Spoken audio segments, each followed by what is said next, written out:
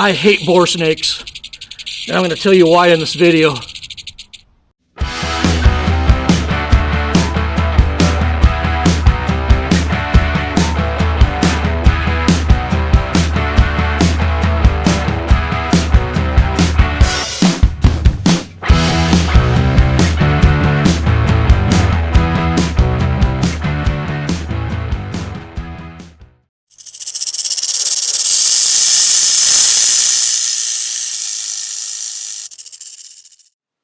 A lot of revolutionaries and guerrilla fighters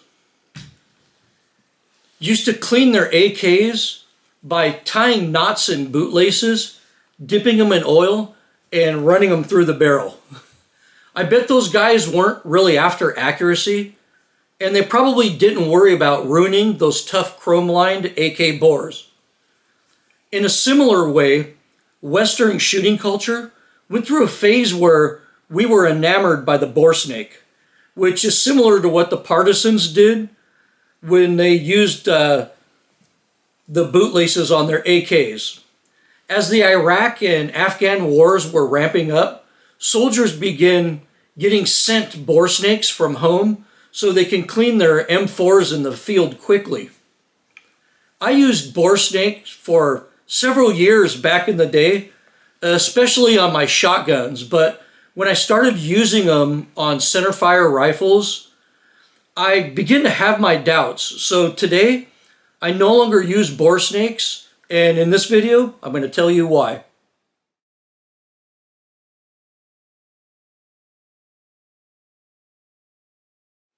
In the mid-2000s, I was helping out a local gunsmith part-time by doing bedding work and, miscellaneous jobs in his shop. One day, when I was hanging out in the shop, a guy brought in a rifle that had a boar snake stuck in the bore. And it was wedged in there to where we couldn't get it out. And he was using the proper size boar snake. He even brought in the package that the boar snake came in, but the string broke while he was pulling it through. Over the next 5 hunting seasons, I saw more rifles come into that shop with broken strings and boar snakes stuck in the barrel. So, like a cheap tampon ruining a prom queen's big day, a broken string ruined these guys' hunting trips when their rifles became totally unusable. Remember when I mentioned that soldiers in Iraq were being sent boar snakes by their family members? Well, they were soon instructed not to use those anymore after some broken strings ruined their party. So the first reason that I don't recommend boar snakes for cleaning rifles in the field is that the pull-through string and the connection to the main body is the weak point in these. And if it fails, your rifle's going to be out of the game, and you'll be lucky if a gunsmith can even fix it.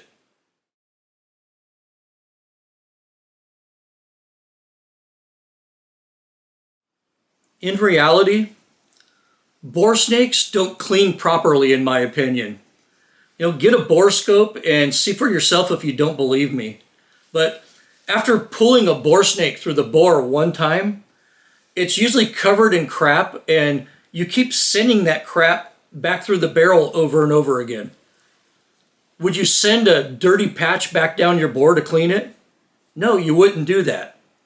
Would you wipe your ass with a piece of toilet paper that has shit all over it? No, you wouldn't do that. So why would you keep pulling a dirty boar snake through your barrel? It makes no sense, right? I used to carry a boar snake just in case my bore got wet. And by wet, I mean actually dropping it in water, because if it's raining out, I always had a piece of tape or a muzzle condom on my barrel. So I carried one of these in case I dropped my rifle in the water for some reason and the bore got wet. And the idea was to run the boar snake through the barrel and soak up all that water, kind of like a really long paper towel. But when I actually tested this out using a bore scope, I found out that these just kind of smear water around in the barrel, and that standard patches and mops work much better for that. Boar snakes also collect a lot of dirt, carbon deposits, brass shavings, and other bad things. And remember, chunks of carbon can be harder than the barrel steel, so I no longer consider a bore snake a good cleaning tool.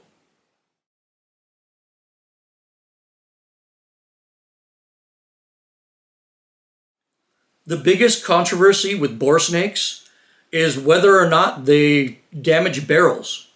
My honest answer is, I don't know. I honestly don't know. I can't see microabrasion wear with my personal borescope. It just doesn't do that. But I do know that different forms of carbon are much harder than steel. For instance, on the carbon scale, you have really soft carbon, a really soft form of carbon like graphite. And on the top end of that, you have some of the hardest materials on Earth like diamonds and graphene. So the carbon buildup in your barrel is somewhere in between that. And the hard carbon that forms in a centerfire barrel, especially in areas that incur a lot of heat and pressure, the carbon deposits in those areas can be harder than steel. And if those chunks of carbon embed inside the fibers of a bore snake, it can theoretically damage the barrel with prolonged use. So these are the people that are against using bore snakes. Barrel makers, the people who manufacture, test, and monitor barrels and do a lot of research and development into barrels. Gunsmiths, the people who install and maintain and evaluate barrels. And then you have the top tier precision championship shooters. And these are the upper echelon of the end users of the barrel. And these are the people who promote the use of bore snakes. Guys making YouTube videos in their garage tend to promote bore snakes. People on internet forums also tend to like bore snakes. And of course, bore snake manufacturers and the people they sponsor will always promote bore snakes. So I'll let you decide who the experts are in the field of barrel wear, because I'm just not an expert in that field.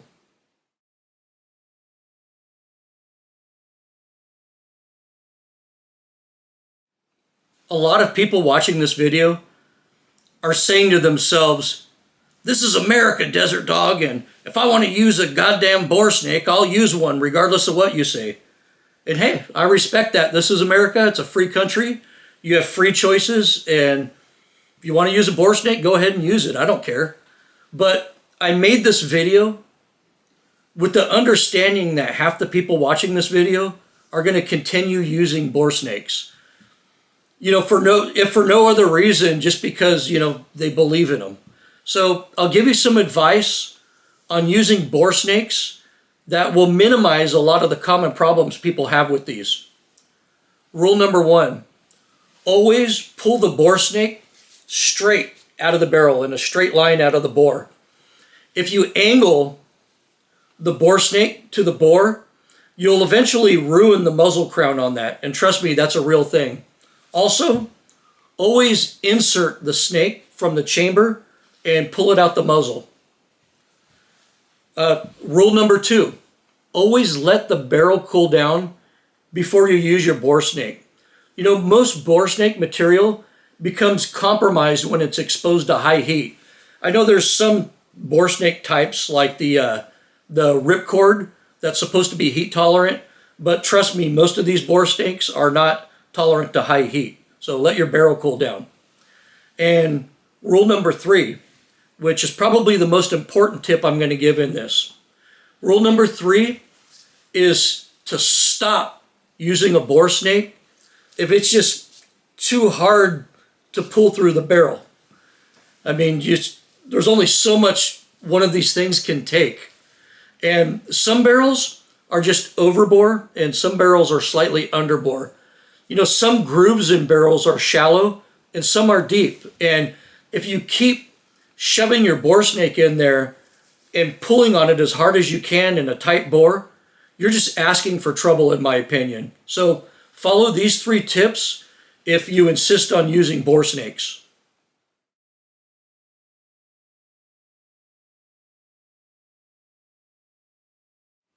Okay, so I don't like boar snakes anymore, and you get that. So what do I personally use to clean my rifles in the field? Well, first of all, I try to never clean any of my guns during a hunt. The only reason I'll ever clean a gun in the field is if I actually drop it in water, or if I drop it in mud, or if I drop it in that really nasty talc sand. I want to do all of my gun cleaning at home utilizing the proper chemicals and the proper tools for the job. There's very few reasons to clean a gun in the field. The boar snake became popular because it was so easy to carry, but a good alternative to the boar snake is one of the steel cable pull-through systems like the Otis kit. Even if this steel cable breaks, which is very, very highly unlikely, it won't be stuck in the barrel like a boar snake will. These steel cables also have the other benefits as well, and I'll explain that later in the video. I often make myself a little caliber specific cleaning kit to take out in the field, and I'll put something like this in my pack. And this is the caliber specific cleaning kit I bring with me to Africa. Basically, I just put this together myself, and we have patches that are good for my .416 caliber rifle. Pull through, a brush that can be added to the end of this, so I can brush out the chamber, do whatever I need to do.